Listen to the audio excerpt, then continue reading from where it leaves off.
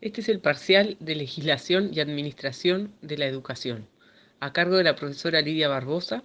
Los alumnos que realizan este trabajo son Alfredo Rosas y Fiorella Croce.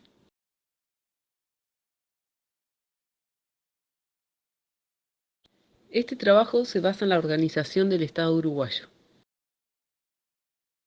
Antes de hablar de la organización del Estado, vamos a ver qué es el Estado. La definición de la palabra Estado, en un sentido amplio, abarca varios conceptos, como por ejemplo el de territorio, población y poder etático. Según la Real Academia Española, el Estado es el país soberano reconocido como tal en el orden internacional, asentado en un territorio determinado y dotado de órganos de gobiernos propios.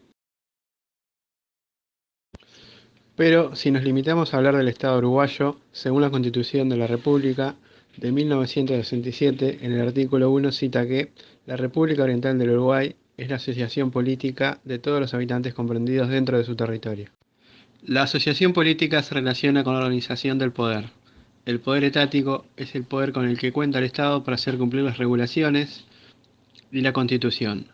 Es quien mantiene al Estado en el poder de forma legal. Y los habitantes engloba a la población y el territorio.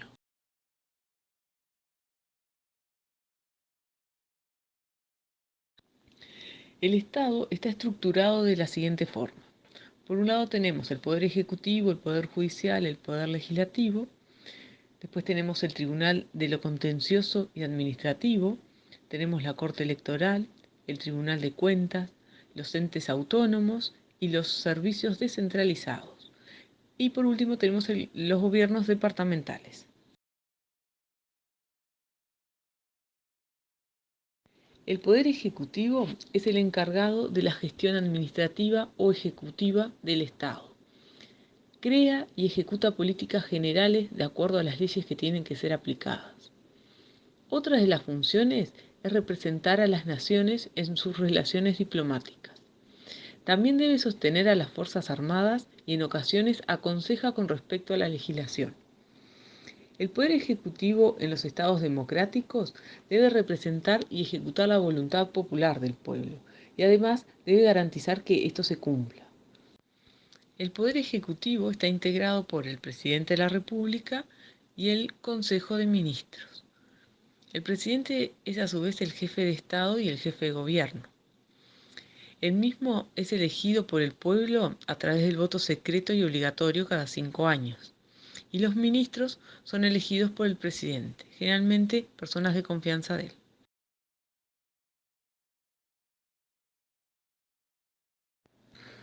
El Poder Judicial es el poder del Estado encargado de impartir justicia a nuestra sociedad, mediante la aplicación de normas y principios jurídicos en la resolución de conflictos. Por poder, en el sentido de poder público, se entiende la organización, institución o conjunto de órganos del Estado, que en caso de poder judicial son los órganos judiciales o jurisdiccionales, juzgados y tribunales, que ejercen potestad jurisdiccional que suele gozar de imparcialidad, autonomía y de poder absoluto dentro de la ley.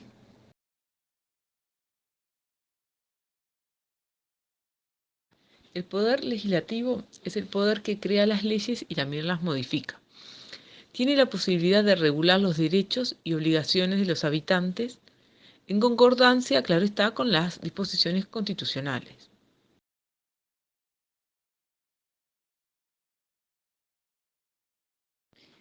El poder legislativo está compuesto por los senadores, los diputados y el vicepresidente. Por lo tanto, el vicepresidente de la República es también el presidente de la Asamblea General.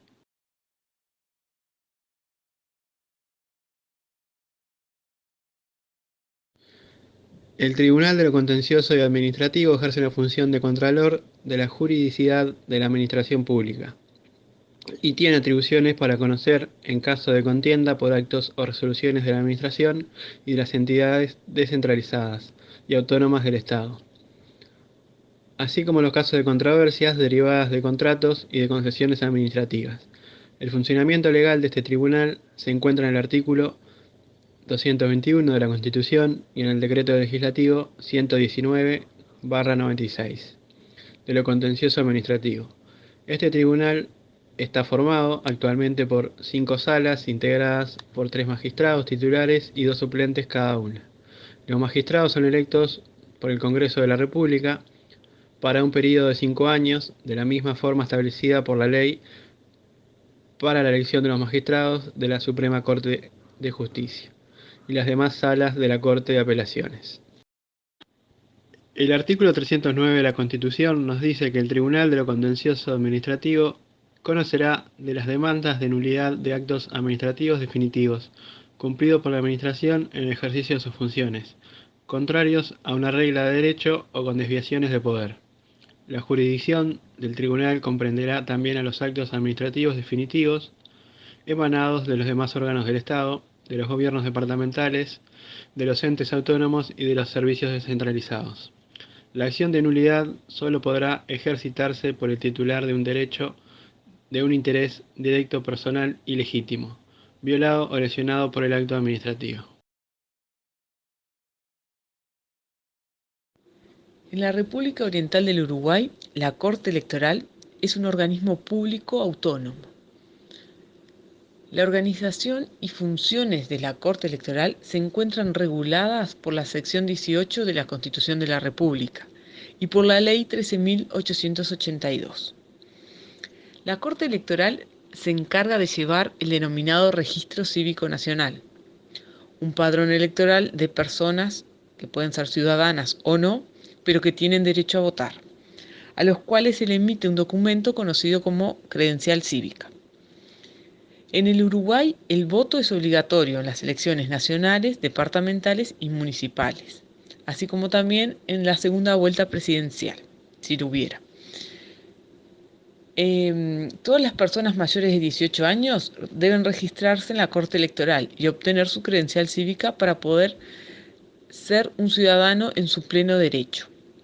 La Corte no solamente se encarga de este registro cívico nacional, sino que también organiza y fiscaliza los actos electorales, como son las elecciones, los referéndums sobre las leyes o los plebiscitos constitucionales.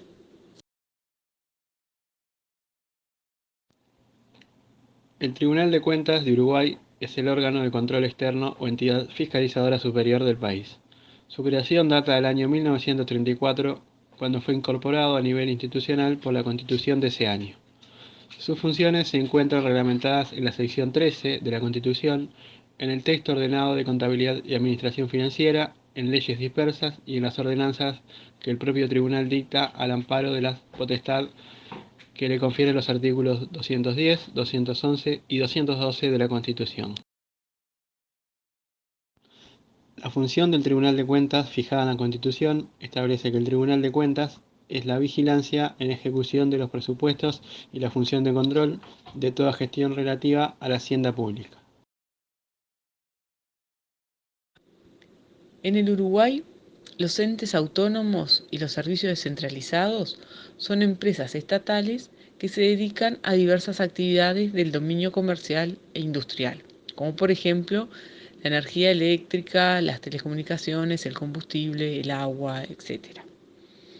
Los directorios de estos entes en general están formados por 5 directores, que incluyen al presidente de la República y al vicepresidente. Paso a nombrar los entes autónomos que tenemos en el país. La Administración Nacional de Usinas y Transmisiones Eléctricas, la Administración Nacional de Combustibles, Alcohol y Portland, la Administración de Ferrocarriles del Estado, el Instituto Nacional de Colonización, Banco de la República Oriental del Uruguay, Banco Hipotecario del Uruguay, Banco Central del Uruguay, Banco de Seguros del Estado, Banco de Previsión Social, Universidad de la República, Administración Nacional de Educación Pública y la Universidad Tecnológica. Los servicios descentralizados son la Administración Nacional de Puertos, Administración Nacional de Telecomunicaciones, Administración de los Servicios de Salud del Estado, Obras Sanitarias del Estado, Instituto del Niño y Adolescente del Uruguay, Administración Nacional de Correos, Agencia Nacional de Vivienda, Servicio Oficial de Radiodifusión, Difusión y Espectáculos.